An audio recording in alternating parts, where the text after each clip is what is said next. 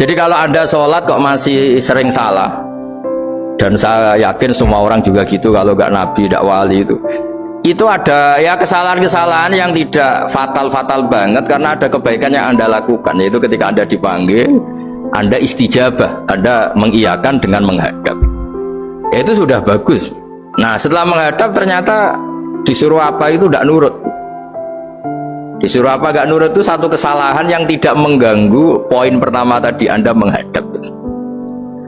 Sehingga banyak cerita di hadis-hadis, ada sahabat yang zaman itu tidak soleh-soleh banget. Zaman itu ketika Nabi, saya ini mau sholat ya Rasulullah, tapi jangan diminta berhenti dari begini-begini. Beliau menyebutkan sekian kemungkaran sahabat tadi. Nabi komentarnya itu sayan hahumayakul. Nanti kalau sering sholat lama-lama ya nggak begitu itu. Nah, ini kelirunya kita sebagai manusia. Lama-lama juga baik itu kita kira itu terus harus sekarang gitu loh. Nah, itu keliru. Harus sekarang itu keliru. Bisa saja kita ini setiap sholat pasti sudah ditulis Allah nanti itu mati baik. Delala nanti habis asar sebelum kita maksiat sudah mati, habis sisa sebelum kita maksiat lagi sudah mati. Jadi barokahnya sholat itu ada waktu yang potensi ya, potensi sholat itu akhir kenangan kita, sholat itu identitas kita, sholat itu status kita. Nah, karena kita sholat itu pakai niat, niat itu komitmen.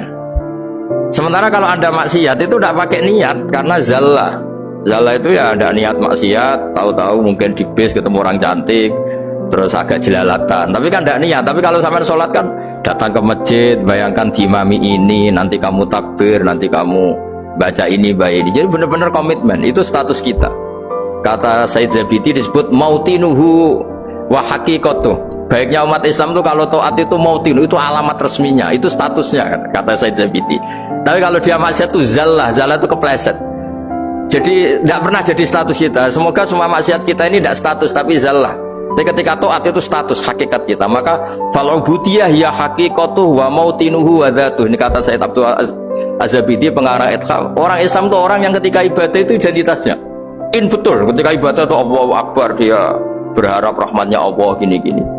Nah, ketika salah dia zallah, dia ngantor ya ada niat korupsi, dia ingin memenai negara ini, dia nyai juga gak ingin macam-macam gitu. Ya tapi karena manusia terus ada zallah.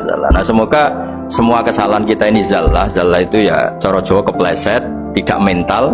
Dan semua kebaikan kita ini mental, yaitu kebaikan yang jadi tempat kita, identitas kita, haqiqatuh wa mautinuhu wa dzatuh. Tapi jangan pernah berpikir kalau apa artinya sholat kalau kita masih melakukan kemungkaran, itu salah besar. Sholat itu wajib, dengan Anda sholat itu sudah mengurangi kemungkaran Anda, karena Anda tidak melawan ketentuan Allah Ta'ala. Kayak kita orang Indonesia, meskipun kita koruptor, mau jadi KTP Indonesia sudah bagus, kita mau jadi warga Indonesia, meskipun setelah itu kita korupsi dan salah, tapi lumayan mau jadi warga apa? Indonesia. Orang mau sholat artinya dia menstatuskan diri sebagai hamba Allah, taken kontra, kalau saya ini hambamu ya Allah, anta robbi, iya karena butuh, iya karena stain. Soal salah ya salah aja, yang sama, kita tetap warga Indonesia meskipun kita salah, meskipun kita koruptor, meskipun kita salah, tetap aja warga Indonesia yang berhak mendapat jatah makan meskipun di penjara, meskipun apa, sama, kita ini hamba Allah yang mengakui kalau Allah itu Tuhan, kita hamba.